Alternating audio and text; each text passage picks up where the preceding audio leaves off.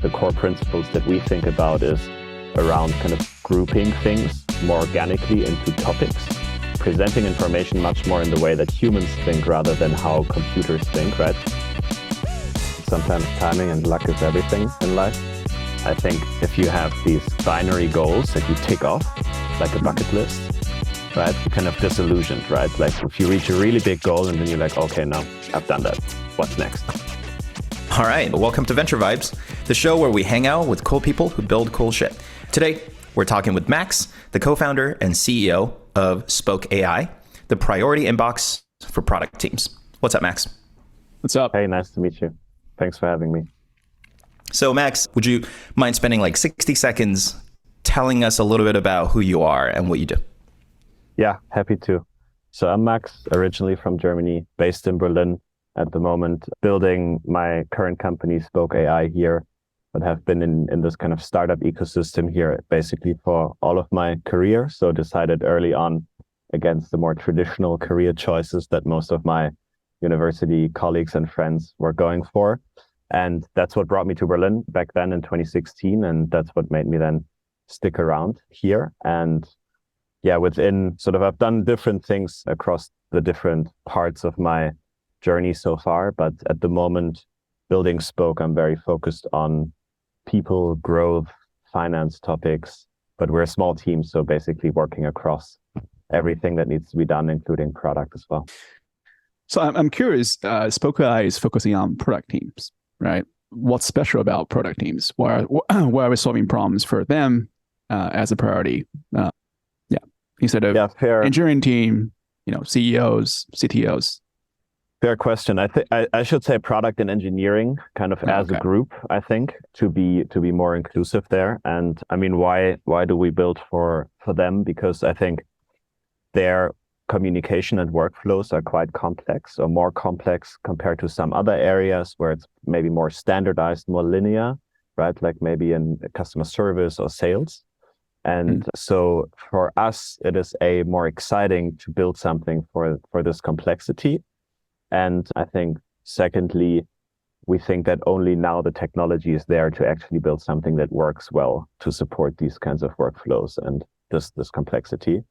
And I would say the last point just comes from a more kind of personal point of view, because my team and I, we've all been working in these kinds of teams and settings for the last years, for most of our career.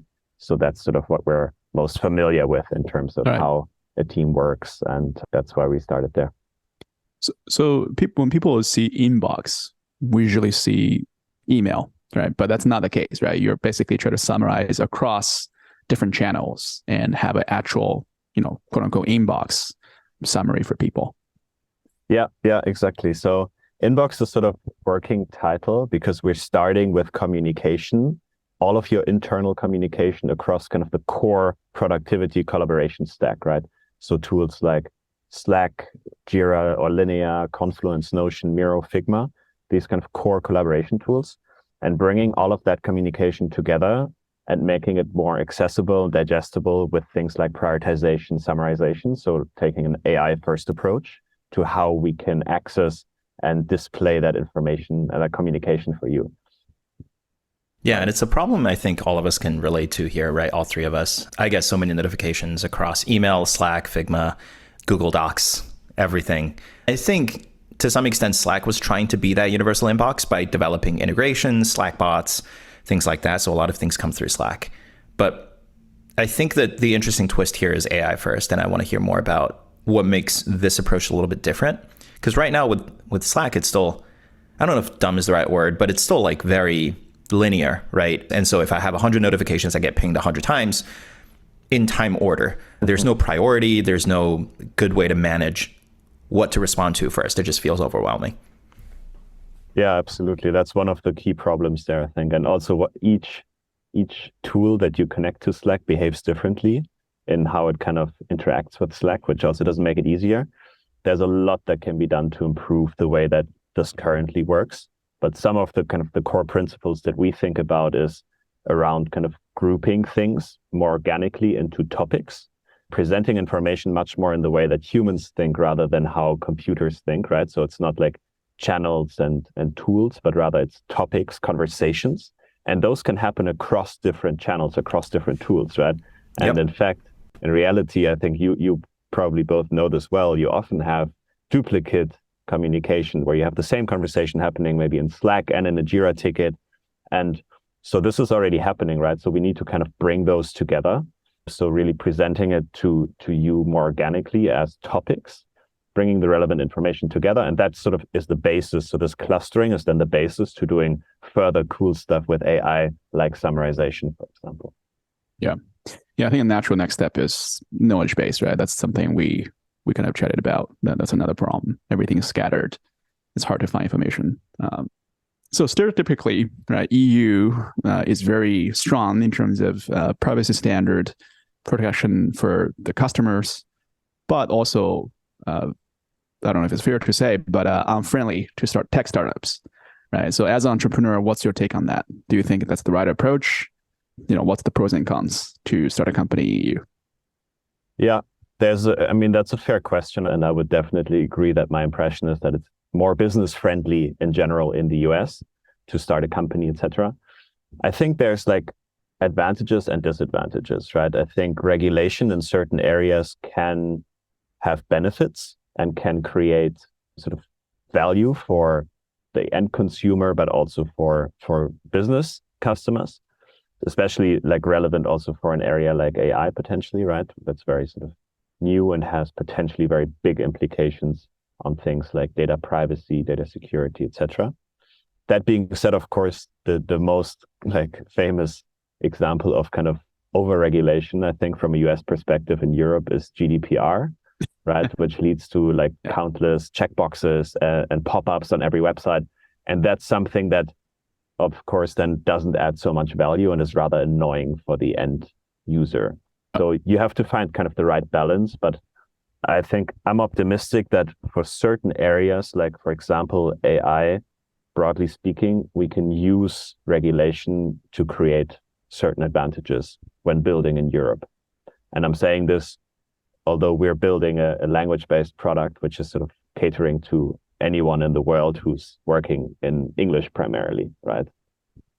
Wait, can you elaborate on that? Like, what do you mean by advantages? Do you mean like regulatory captures? Like, how does that work?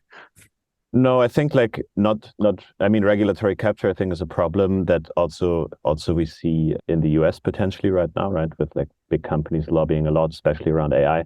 What I was thinking more about is that if I look at it from the perspective of startup, right? If there are certain regulations, for example, around data privacy, etc., then you're much sooner confronted with these topics. And you might, for example, build solutions for this or implement sort of a higher standard from the get-go in some areas like that, which can be an advantage depends on what you're building, right? But it can be advantageous, I think, to have this high or have a certain standard in certain areas from the beginning and not just fix something or implement something after it's gone wrong. Got it. Yeah. I mean, if you're serious about starting a company these days, you almost certainly have to confront similar regulations, right? Even in the US, if California, for example, right, is sort of leading the charge on similar regulations with, I think it's called CCPA and things like that are similar to GDPR, you certainly could make the argument that you can start the startup in a low regulation environment. And then once you have the capital, you've proven the idea, then you would have the money to but if even in the US, you have to worry about a few states that have more strict regulations, it might be better to just quote unquote get it over with early days. Yeah, possibly. But it's an interesting one, right? And it's something that's also going to shift a lot in the next couple of years. Like they're discussing this AI Act here in Europe. I think there was just the presidential decree or something regarding AI in the US. Yeah. So obviously like developing very quickly and interesting to see how that looks in terms of US versus Europe as well.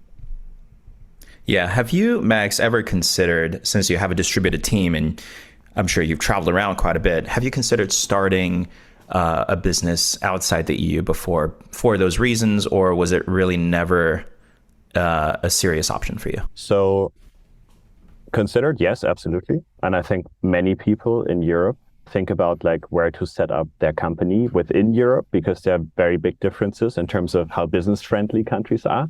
right? Yeah. For example, the UK is much more business friendly in some aspects than Germany. But many companies, of course, also think about just setting up a US entity, especially if they're building something that is where the US is clearly going to be the biggest market. And I mean, this is the case for basically every single SaaS product, right? Right. So yes, it's a consideration, but what many companies do is that they start in Europe and then they validate the US market, and then they set up an additional entity there and kind of set things up more permanently over there. Then also when hiring maybe first team members in the US, etc. So that's more the approach that we're looking at, because most of our users are also based in the US. Yeah. So Max, we're going to take a step back and let's really try to understand who you are and where you come from a little bit more. Do you have any stories about your childhood or early days that could paint a picture of, sort of who you are growing up? Yeah, of course. So I was born in the west of Germany, in Cologne. Beautiful city. Yeah, have you been? I have. I studied in Germany for a semester. Nice. Okay, so you've Hansen is been a around German name, Germany. right? Well, not intended to be, but it is a last name, I think, in some European countries. I'm not sure if Germany is one of them. Yeah, could be. It's a coincidence, though. So you didn't get the German name for your semester abroad. No, but I was born in Cologne, but then also lived in the south in Munich, which you might have been to during your time here as well. Just a couple days. Just Oktoberfest, probably one weekend, right? Lovely food. I had pork shank. It was really good. Nice. Yeah, it's also a nice place. And then basically moved around quite a bit. So I think I've lived in 6 or 7 different cities up until the point when I arrived in Berlin. And I think moving around a lot as a kid kind of has obvious advantages and disadvantages, right? But I think for me, that's been something that's been very kind of influential in terms of having to always adapt to new environments, sometimes learning a new language, right? So for example, even between Cologne and Bavaria, there's very strong local accents, but then I also moved to the UK and to Italy later. So yeah, always having new kind of cultural surroundings and language and people, I think helped a lot in terms of developing sort of an open mindset and just being kind of flexible, adaptable, and kind of going with the flow a little bit. So what kind of a kid were you? Were you like a good student, straight A's, everything? Did you get in trouble all the time? What were you like? So I was never the kind of the best student in class. I always tried, I think I usually found the right amount, kind of a very good 80-20 kind of calibration. So usually got decent grades, mostly stayed out of trouble, but did that without putting in too much effort. And then later on, as you can choose a little bit more, for example, in university, right? What you spend your time on, what you study. For me, that was economics back then. Then it got a little bit more interesting when you could actually choose topics that were a bit more exciting. So why economics? When you got to university, why'd you pick that path? Were you always interested in it? And what'd you want to do with that? What did I want to do with that? That's a good question. I don't know many people know that going into university, to be fair. But right. Why it was interesting to me is because it's a very, I think, and I certainly didn't realize this back then before I started studying it, but it's a fairly recent field where a lot is has actually recently developed, and there's a lot of ongoing experimentation. So it sounds scary, but a lot of the policies that are being implemented by our central banks, for example, right? They're doing this for the first time. All of this stuff hasn't been done 20 times before. So it's basically all a big experiment with very high stakes, lots of variables, right? And that I found quite intriguing to understand a little bit more, okay, what is the theory behind it, and what goes into kind of setting up experiments like that. Yeah, let's just try to print $20 trillion, see how it works. Exactly. That was cool, but I never had the intention of actually pursuing that. I think the typical career path for people that I studied with was really to then go work in a central bank or something like that. And that wasn't really my intention going into it. PA. Cool. All right. So after college, I guess you started as an investment analyst, right? I guess what does that involve, and what's your biggest learning from that? Yeah, that was during university actually. So I was studying Okay. abroad in Italy, doing economics at the time, right? And so I thought, okay, I'm already kind of abroad, so maybe I can try working a little bit instead of doing a semester abroad when I'm already abroad. So I worked as an investment analyst for half a year. And basically the main job there is very similar to like a junior VC person. So it's a lot of scouting and screening, which was nice at the time because my job was basically to learn about the startup ecosystem in Europe mostly. That was their kind of focus. And a big part of that, of course, was Berlin, which traditionally has most of the startup activity happening in Germany. And so that was my job to look at relevant potential investments there. They were mostly focused on fintech and insurtech. And that's also how I ended up later on starting my first real job in fintech as well.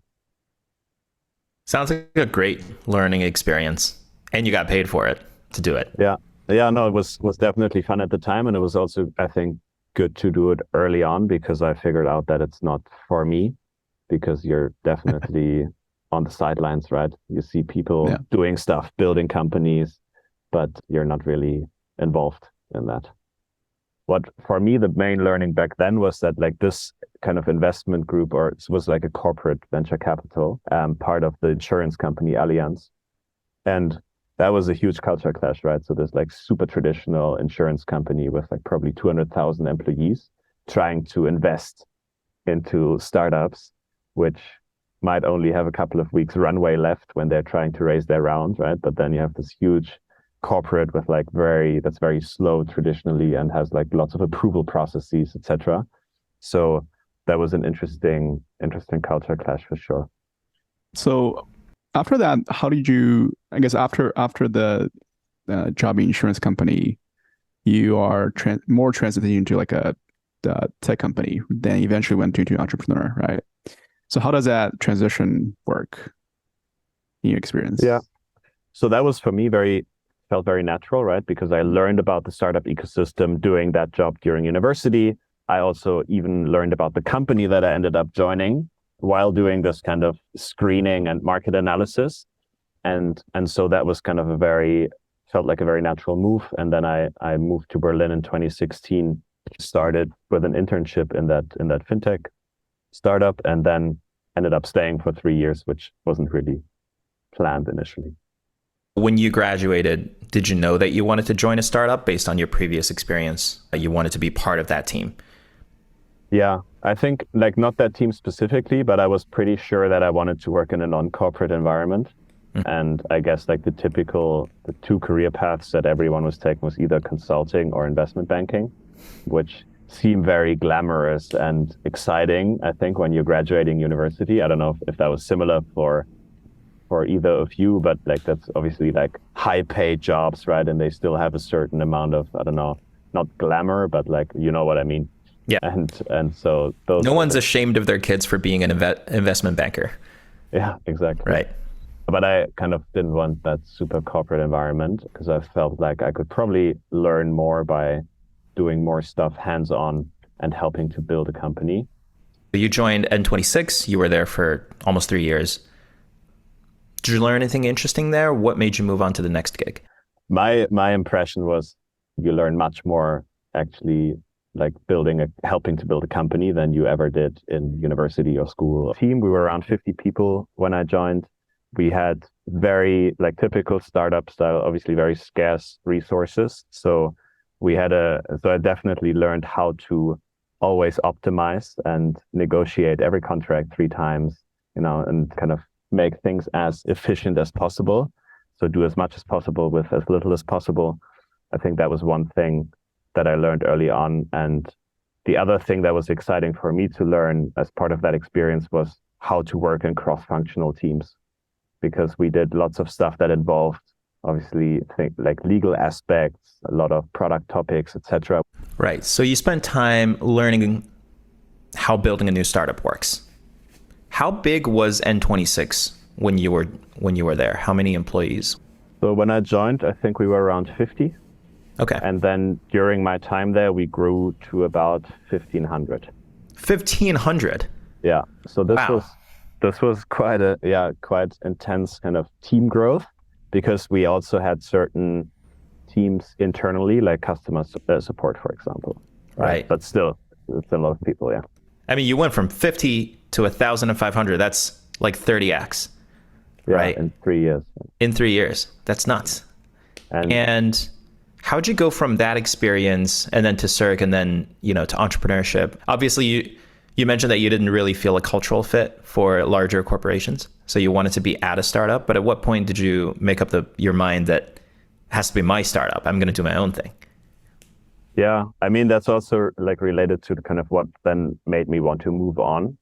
I think growing to that team size is one thing. Obviously, that comes with like lots of changes in culture. Like you need more process, right? Things get slower. But we were also building in fintech.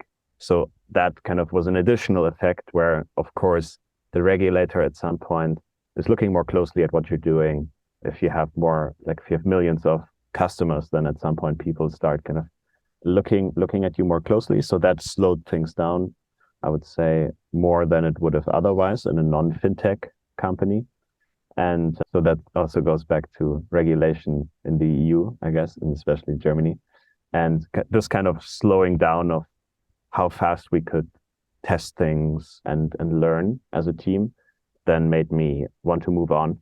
And then I was very kind of opportunistically joined the mobility company, which at the time was around 15 to 20 people. So again, very, very small team. And some of my former colleagues had moved there. So then I said, why not go and jump into a new industry and learn about a new topic? I think in the US, you had already had e-scooters for a couple of years. So probably wasn't as novel. So for Cirque, you guys ended having a successful exit, right? Yeah. So we were, acquired just before COVID. So that was like, I think, big learning that sometimes timing and luck is everything in life.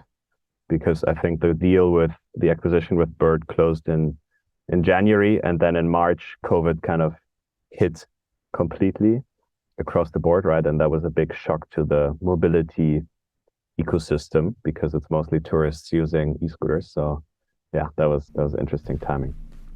Okay, so let's talk about your first startup. It's called Plant Club, right? Yeah. I guess where does the name come from, and what did you choose to take the dive into the actual startup world by starting your own company? Yeah, so this was 2020, then during COVID, and basically after I'd been part of two companies that scaled very fast, two like consumer companies, right? Fintech mobility scaled super fast, team grew super quickly. I felt that it would be cool to get the experience of bootstrapping a company and building something with a very different mindset and much more kind of scarce resources.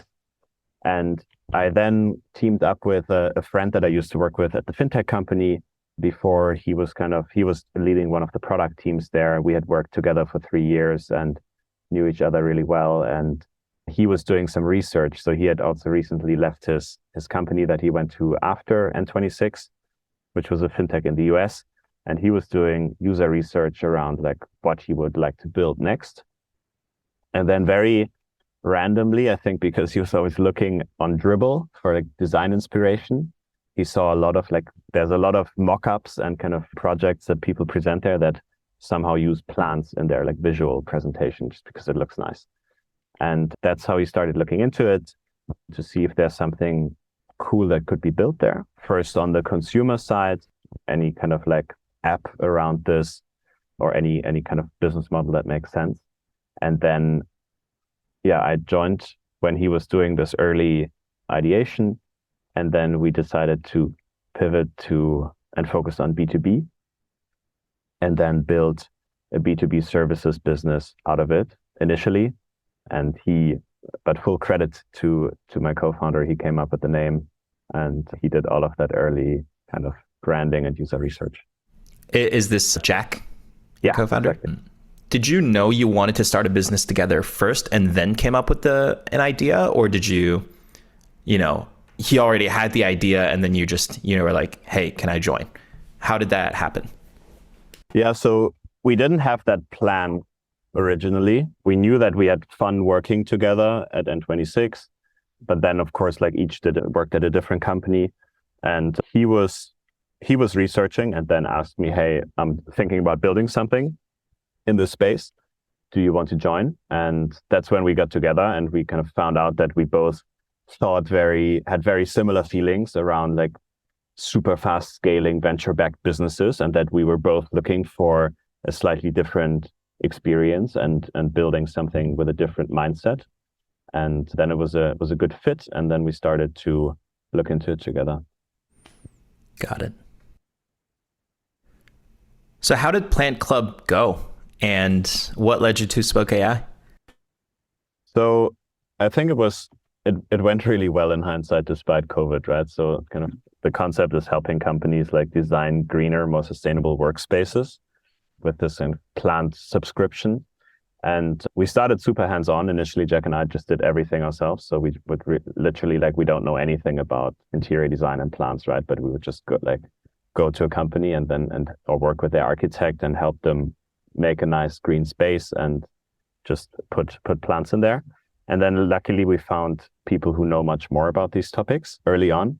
And now the team is around 15 people doing a fantastic job running the business across Berlin, Hamburg, Vienna, and soon more cities as well, working with more than 100 companies, really cool network of partners like architects, real estate developers, etc.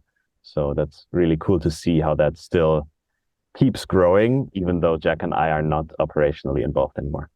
At what point did the idea for Spoke.ai come up? How did you go about discovering the problem? And since you bootstrapped Plant Club, did you also bootstrap Spoke.ai?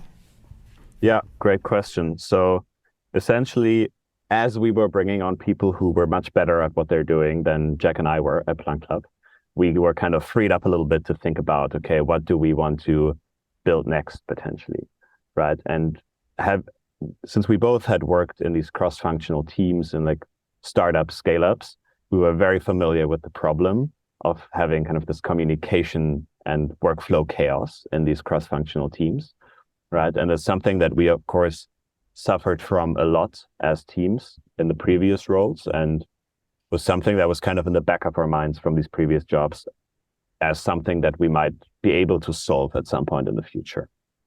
But then I think what really happened at the same time in 2021 was also that AI was starting to accelerate a lot, right? And that kind of caught our attention because it's, again, a new area that we might like learn lots of exciting new things in. So we started to look into how we might use the latest kind of AI advancements to address some of those problems that we knew from our previous jobs. And then really started to play around with it a little bit. Like back in 21, summarization was sort of the obvious use case and sort of one of the use cases that the models were best at back then. And so that's where we started thinking about the idea for Spoke. We built an MVP that summarizes within Slack. That was sort of the first product that we put into the hands of users very early on to get user feedback. And then started iterating from there.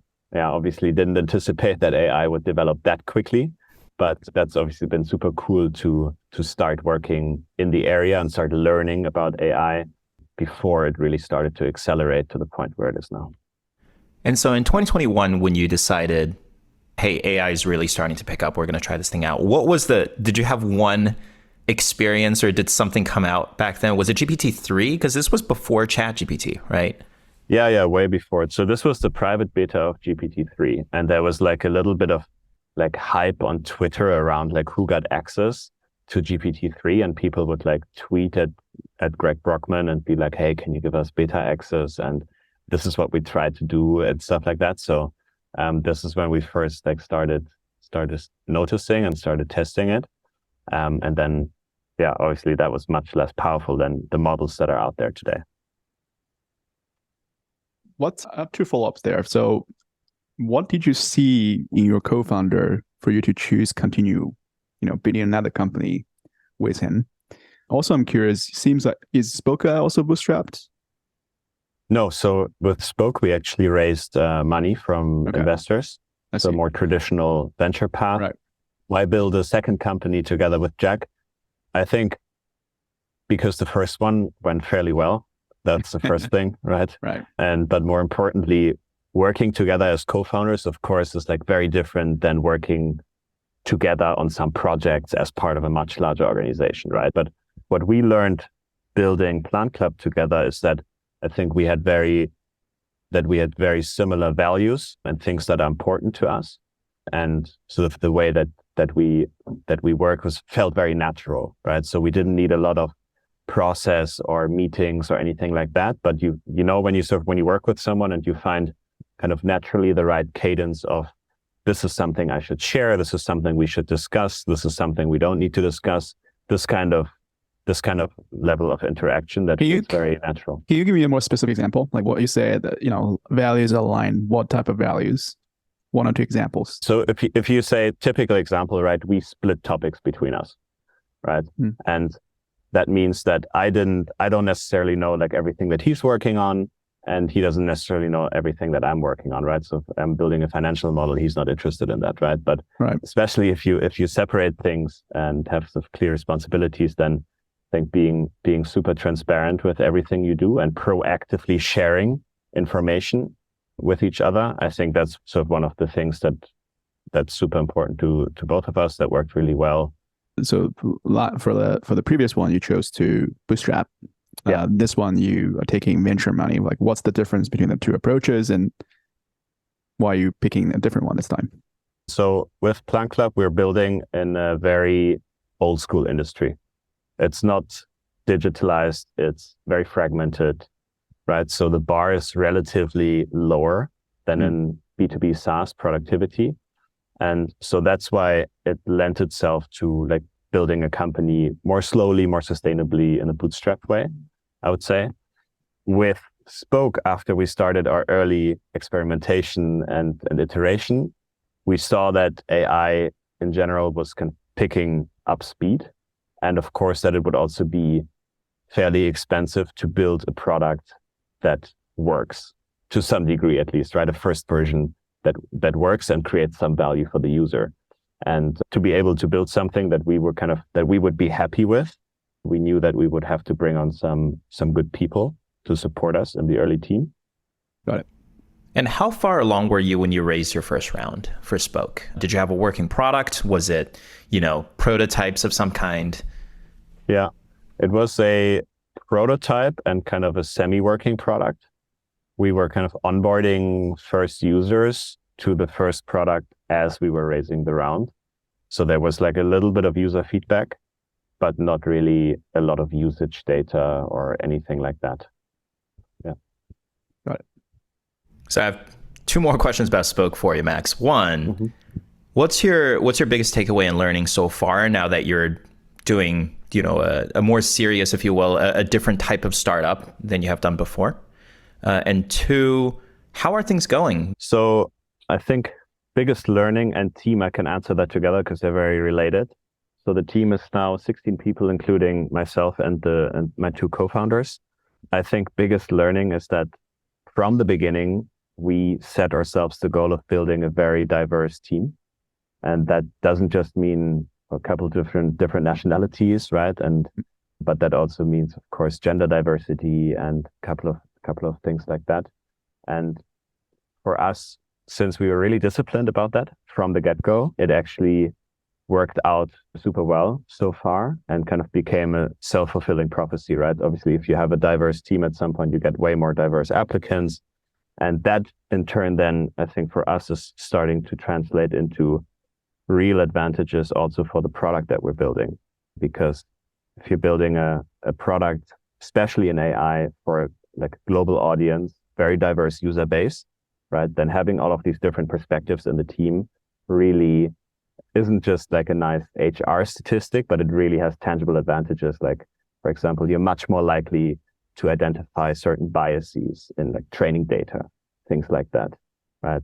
So that's, I think the biggest learning is sort of the real business advantages of diversity and the discipline, how quickly discipline pays off if you're making this a priority. Okay, so I have to follow up on that. So you mentioned about diversity, and it's interesting you also mentioned diversity of perspectives. right? Which I agree that's very important, but oftentimes I think people mistake kind of the appearance of diversity versus the real diversity in perspectives. So as a founder, I guess how do you balance that, right? Because you don't want to hire for diversity just for the sake of appearing diverse.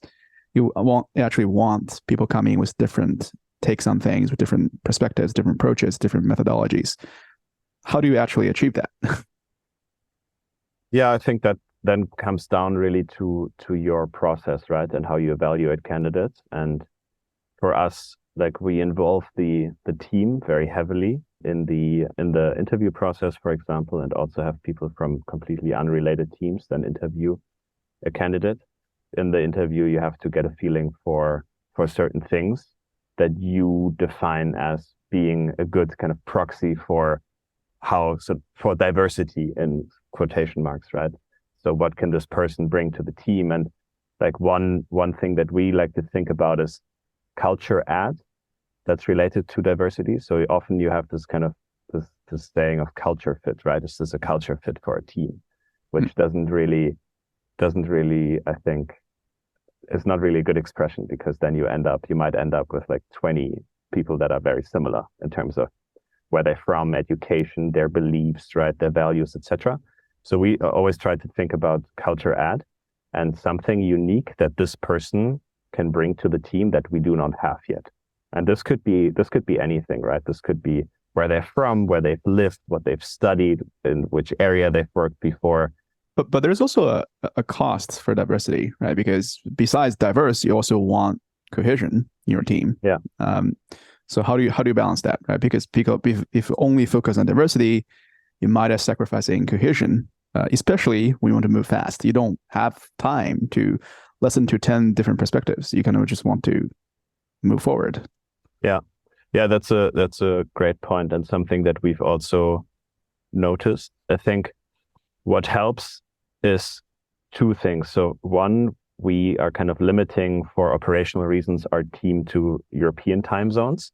And then I think the other thing is that, of course, cohesion is one thing, but of course, you also just need to have some kind of structure in the team, right? So like then you don't want to have 12 people debating something with 12 different opinions, but at some point it has to be clear like who makes the decision in data team, who makes the decision in the product and design team, etc., so that you get the input and the benefit of having these perspectives, but it's also very clear kind of who makes a decision when.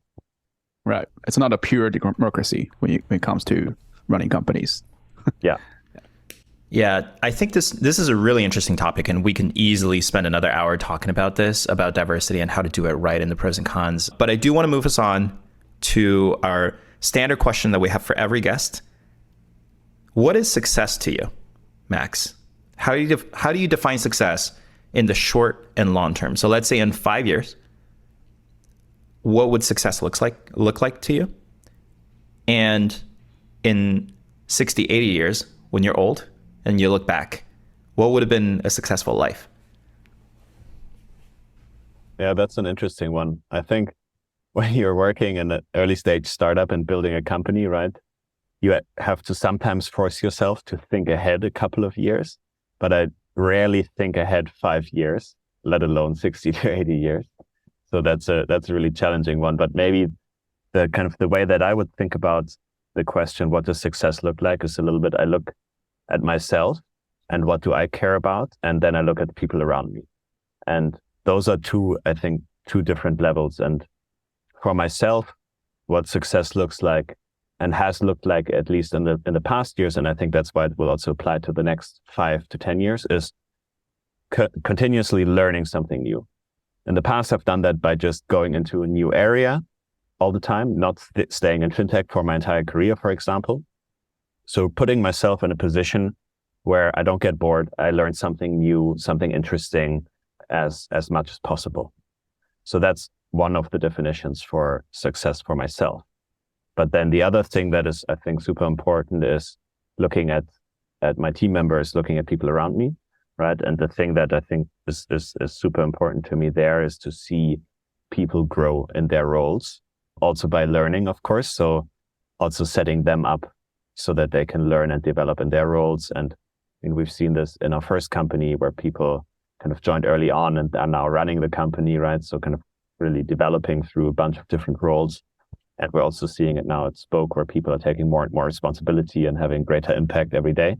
So I think that's for me, also a very big indicator of success. To push on the second question a little bit more, what about, your life?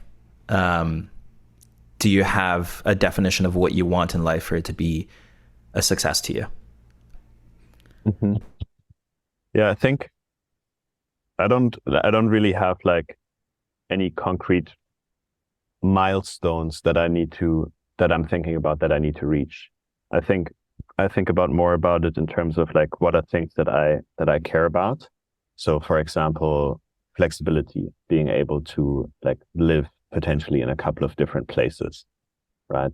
Things like that I definitely care about, but I don't connect it so much with like a kind of like a bucket list concept or something like this, like I have to climb this mountain, or I have to, I don't know, reach this valuation with my company or something like this. Like, I think if you have these, at least my thought process behind it is that if you have these very kind of binary goals that you tick off, like a bucket list, right? I think this can then sometimes be a little bit, not disappointing, but you're kind of disillusioned, right? Like if you reach a really big goal and then you're like, okay, now I've done that. What's next, right? So I like to think more about concepts that are kind of, that you can pursue hopefully all of your life, and that you will keep getting value and satisfaction from. That's pretty deep. It's also interesting to observe. So we ask this question to all our guests, right? And usually people are pretty ambitious, and it's very goal-driven, and they usually tie very deeply their success to the success of the product or the company they're building. But it sounds like you are taking a much longer term perspective, right? But I guess how much of your happiness, your success will be related to the company you're building? So you mentioned the team, you mentioned the people around you, but you're not mentioning the actual business. Yeah, I think in the short term, of course, a lot of my happiness is linked to how we're doing as a team and as a company, right? But I separate that a little bit from, like, because Hansen was asking like really this sort of like longer term thinking about your life, right? And I know that I'll be working on probably many different projects and companies over the course of my life. So that's why I don't connect the two super closely if I look at this really long timeline. That makes sense. I'm curious, because I'm sure that like in answering this question of like what does success look like, there's also huge cultural differences in how people answer, right? So yeah, like what are some people typically saying? Is it like, I don't know, I need 100 million on my bank, or I need to buy this car, or I need to live in, I don't know. Yeah, that's my answer. No, I think the number one frequent word people mention is impact, right? People want impact on the people around them, on the world, and that usually is... Which is a very vague term. It's very vague. Yeah. It's very vague. But overused, I think, impact, Yeah.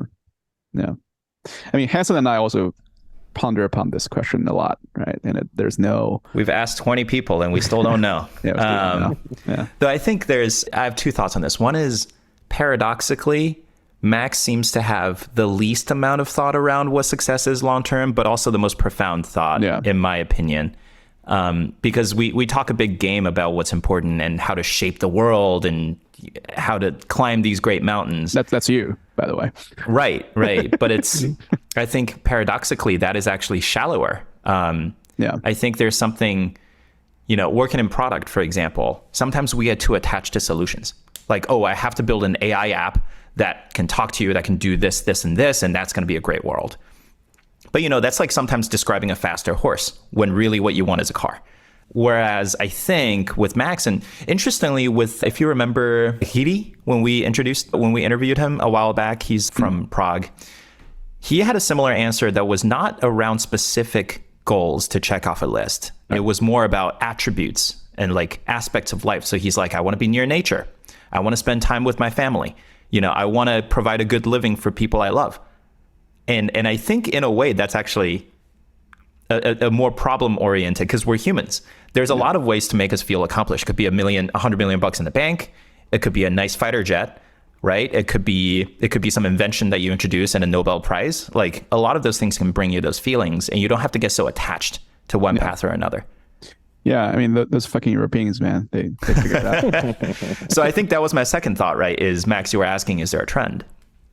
Now, I think we've only interviewed 3 entrepreneurs from Europe so far. So it's a very small sample size. I'd be careful to extrapolate, but it does seem like there's a more tendency to associate things with more abstract human experiential aspects that you chase, like feelings and things that are vague that could be achieved in different ways, versus Americans are vague in a different way. I feel like we talk about impact.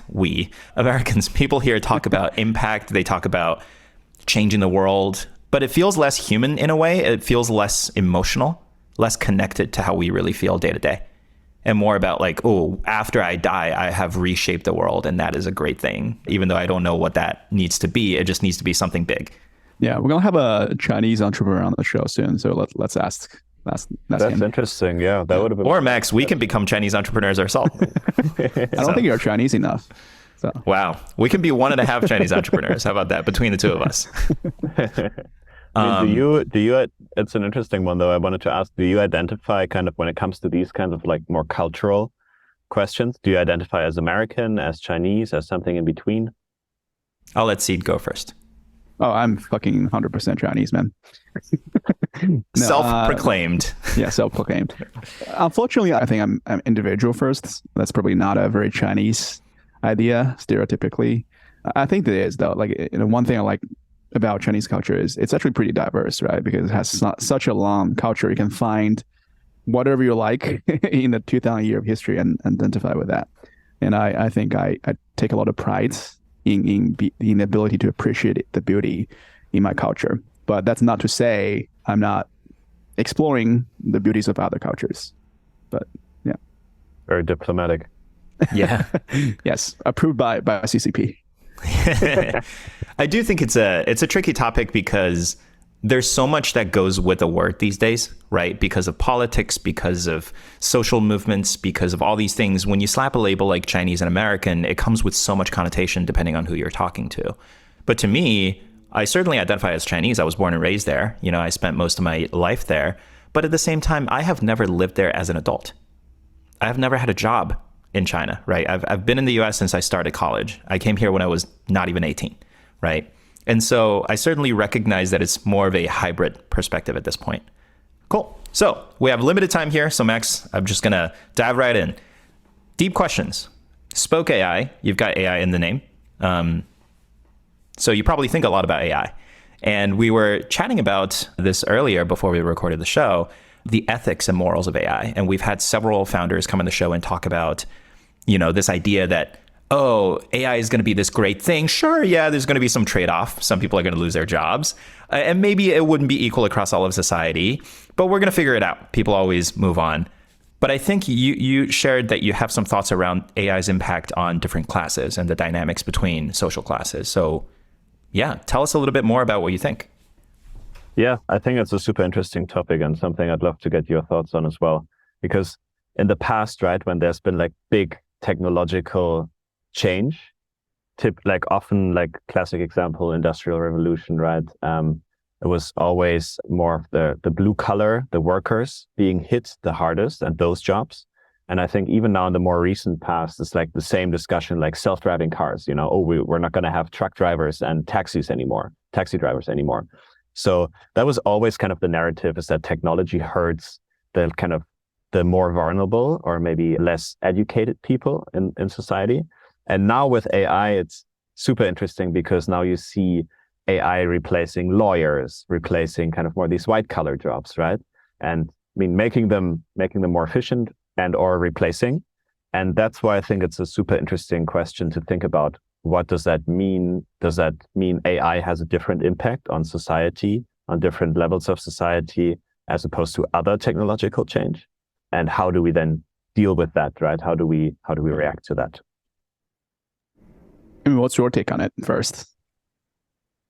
So my take on it is that the jobs that are being, so first of all, it always takes longer than expected for technology to actually like arrive in the reality of the economy, right? And to be adopted by companies, to be implemented in workflows, etc.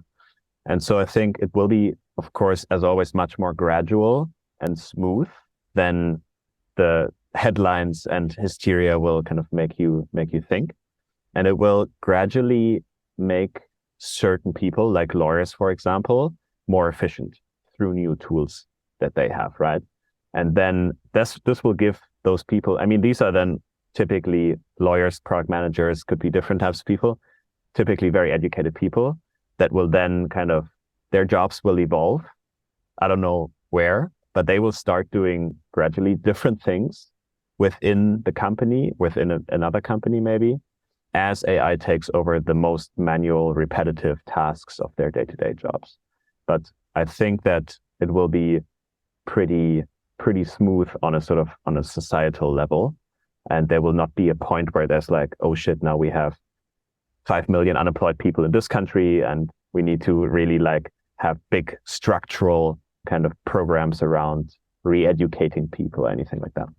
I hope you're right. I think that's been true throughout history for previous technologies for sure, right? And one of the reasons for that, I think, is the speed of adoption. So two things, right? One is the development of technology tends to take more time than we anticipate, right? Like nuclear cold fusion is always 30 years away, and AGI is probably always 15 years away. And so we tend to over-oscillate, like we tend to overcorrect. When we see ChatGPT, the immediate result is, oh my God, this is going to destroy all of humanity, even though we're nowhere near that. Though I think the other aspect is distribution, right? So in the past, if you, let's say, like machines were replacing factory workers, well, it takes a long time to develop machines and to distribute machines to slowly start replacing workers. And it took decades. It took, a generation or two before that happened. But with the advent of the internet and with compute being as prevalent as it is, each one of us own these devices that have so much more power than we use. We scroll Reddit. We scroll Instagram. This thing's a mini supercomputer. It can do a lot more than that. And so I do think if anything's going to have a discontinuous, quick impact on society, it's going to spread via the internet, and it's going to leverage the edge compute that we have today. That's a surplus, a huge surplus sitting around. But I do hope you're right. Yeah, I think it's hard to reason about those questions at a societal level. I'm of the opinion that it's hard to stop a train.